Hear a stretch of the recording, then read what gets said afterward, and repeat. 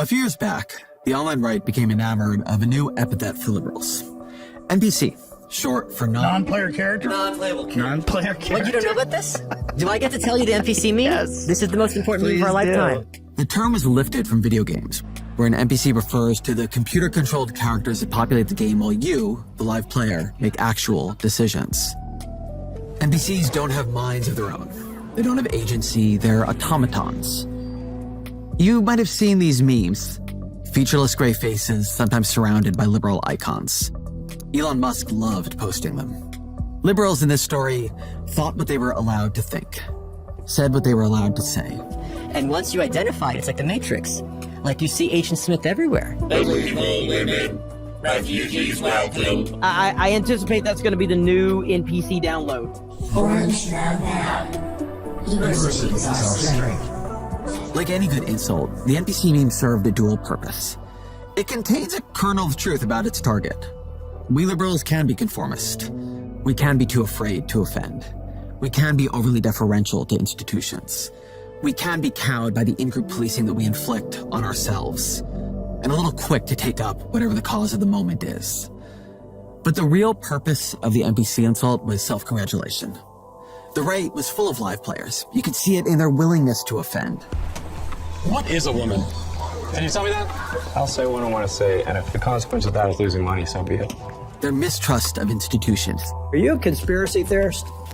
That is a pejorative, Senator, that's applied to me, mainly to keep me from asking difficult questions of powerful interests. I'll say it again. Do your own research. Their eagerness to debate what liberals would not even say out loud. It depends on what you mean by equality. To shut up and obey. I just reject that completely. This became part of the Trumpist right's self-definition. They were the nonconformists. We are now the party of freedom and the party of speech. The coalition that wasn't made of automatons. In fact, we are just the party. And that's what America needed. Live players. And here we are in 2025. And at this point, I'm willing to concede at least half the argument.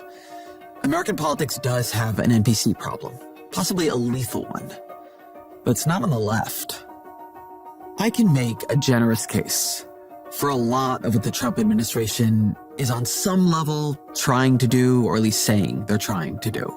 Government is too gummed up by process and protocol. It is too hard to hire and fire in the civil service. Even if I agree with the goals of many DEI programs, and I do, many of them don't achieve those goals. Some of them make the problems they seek to fix worse. There hasn't been rigor at looking at which is which and getting rid of the bad ones. There is actually a good argument for auditing USAID. We probably should convert more of what that agency spends to cash grants and direct public health support.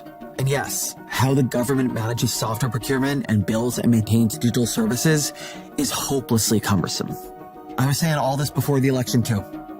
All of it is well known, including among liberals. Many liberals have spent a lot of time trying to think about how to fix these problems. And so it is a genuine failure of Democrats that they did not put more energy into making the government faster and better and more responsive when they were in charge. How the hell did the Biden administration pass $42 billion for broadband in 2021? Let us agree, in the 21st century in America, high-speed internet is not a luxury, it is a necessity. And have basically nothing to show for it by November of 2024. That is a Wawa station back there behind me. They recently got $733,000 to build an EV charging station. Unfortunately, all you see right now are gas pumps, though. How did they get $7.5 billion for electric vehicle chargers, but only build a few hundred of them by the end of their term? It seems that everything is going a little slower than anybody thought. Why is it all so slow?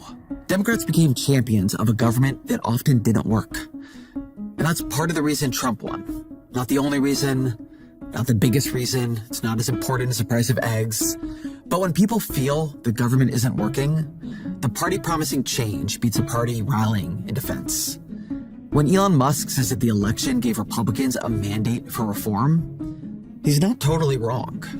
You couldn't ask for a stronger mandate from the public. To have a majority of the public voting for President Trump, won the House, won the Senate.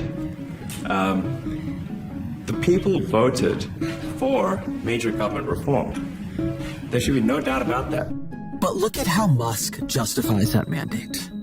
The proof is that Republicans control the House and the Senate. So why not write some bills? Sure, Republican majorities are narrow, but bipartisanship here, it wasn't out of the question.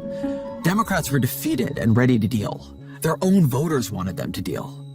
A January poll by CBS and YouGov found that 54% of Democrats wanted their congressional representatives to work with the Trump administration. 1 month later, February, and now 65% want all-out opposition. That is a lot of political capital the Trump administration burnt in just 1 month. And for what? I've covered Washington for decades now. There's gray in this beard. If this was about policy, Trump and his team would have gone through Congress. They could have crafted much larger reforms using a wider set of powers, and they wouldn't be facing down the courts in the way they are now. But what they wanted wasn't policy. They didn't want to go line by line through USAID and figure out what worked and what didn't. They didn't want to think through new civil service regulations, balancing ethics and independence and responsiveness. What they wanted was power. What Donald Trump wanted was power. And so they're trying to remake our system of government, not our laws.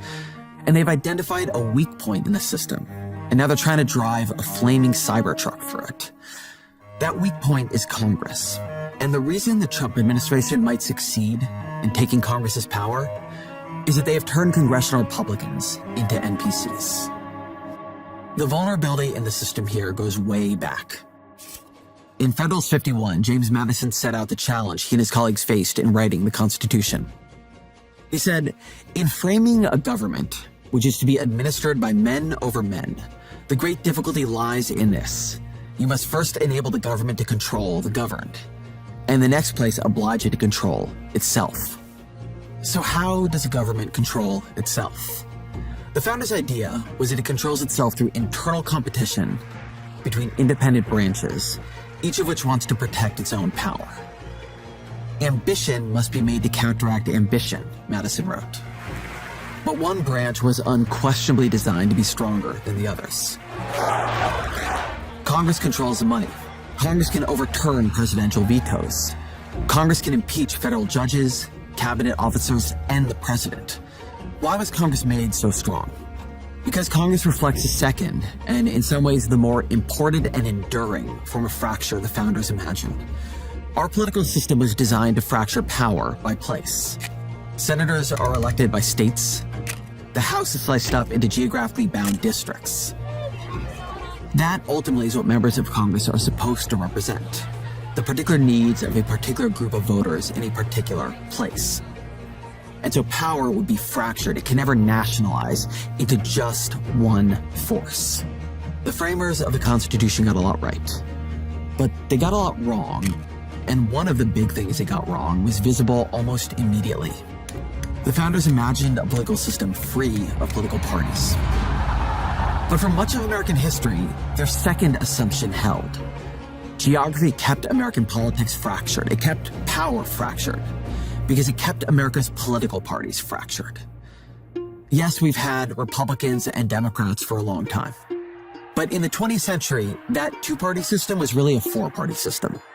The Democrats were split between the liberals we know today and the Southern Dixiecrats, a sort of internal party whose primary goal was upholding segregation. The Republicans were split between conservatives as we know them today and Northern liberals. It is astonishing from our vantage point to really wrap your mind around this. But it's true for much of the 20th century. To say you were a Republican or a Democrat didn't reveal whether you were a liberal or a conservative. In 1973, Senator Joe Biden opposed the Roe v. Wade decision. Around that same time, President Richard Nixon proposed a universal health care bill and created the Environmental Protection Agency. The time has come for man to make his peace with nature. Politics was different then. The parties were different then. Because parties that contained so many different places and ideologies could not act in lockstep. And so bipartisanship was common. There's warm applause from members of both parties as the president sets to work.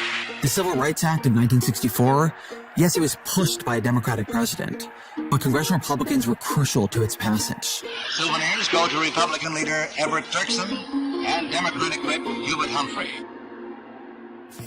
When Nixon was refusing to spend money that Congress had appropriated, a policy known as impoundment, Congress acted to protect its power. Republicans and Democrats alike. The Congressional Budget and Impoundment Control Act of 1974 passed the House with only 6 no votes. Only 6. It passed the Senate without a single vote in opposition. When Watergate began coming to light. Good evening. I want to talk to you tonight from my heart. It was ultimately a delegation of congressional Republicans that persuaded Nixon to resign. Senator Scott and I have just concluded a visit with the president.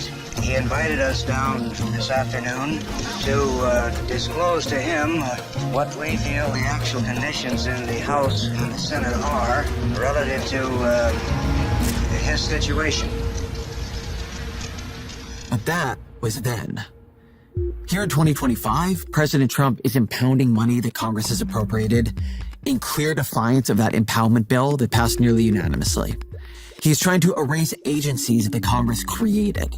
And while the courts are standing in his way, Congress is doing nothing while Trump takes away their power.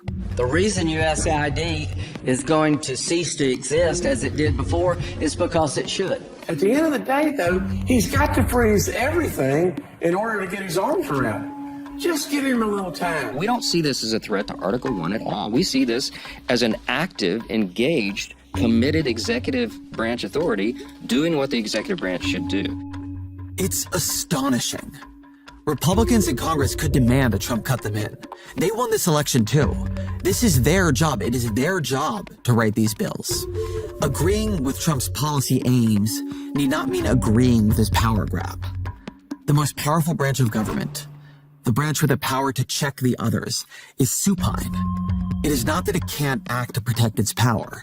It's that it will not act to protect its power. This is a non-player Congress. What we are seeing is a collapse of the constitutional structure and the nationalization of the two parties. If Democrats controlled Congress right now, yeah, Congress would be a check on Donald Trump. Since Republicans control it, it is not. What matters is which party controls it and how that party acts. It is parties that now compete with each other, not branches.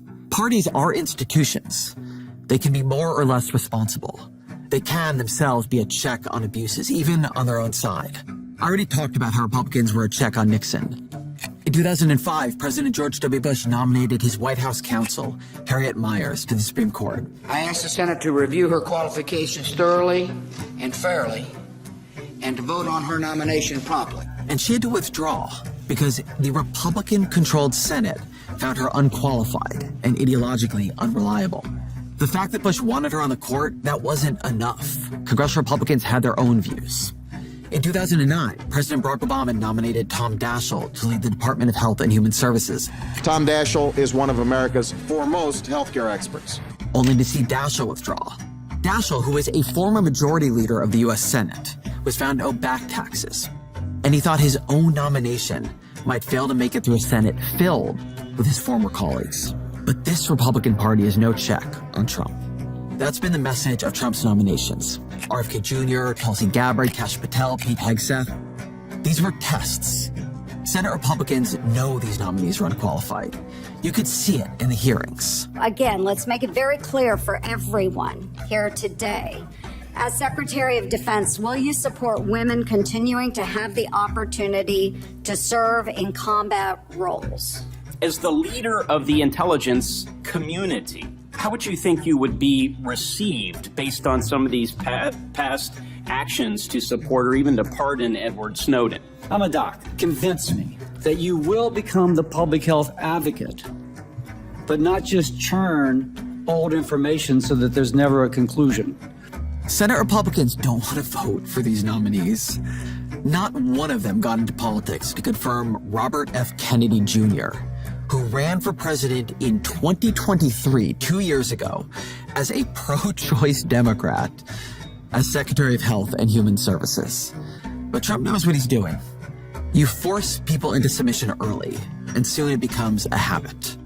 Congressional Republicans have their reasons for bowing to him. Washington is aflame with talk of the primary challenges that Elon Musk will fund against any Republican who makes trouble for Trump.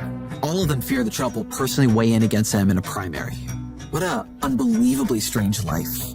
To rise as far as they have in politics, to wield as much power as they could, and to be as afraid as they are. The NPC critique got something right. There are real dangers to conformity. Political parties, even presidential administrations, are stronger when they can hear contrary voices. Musk using his billions to scare congressional Republicans into supporting everything Trump does. Yeah, it makes Trump look stronger now. It might make him and the country a whole lot weaker later if those same nominees fail and he is blamed for the disaster. Or if the Treasury payment system breaks and he is blamed for the chaos. In the short term, having unanimity makes you look strong. In the long term, success is what makes you strong. It would be good right now. Good for their party, good for the country. If Republicans displayed the values they once claimed to prize, a willingness to offend their own side, a mistrust of institutional authority, an eagerness to debate the questions that those in power do not wish to see debated. But we are seeing none of that. This is the NPC problem we actually face. A non-player Congress driven by Republicans who serve Trump's ambitions first. Congressional Republicans who have gone quiet. We are left relying on the courts, and yeah, that may work. But this is not the system working. It's the system failing.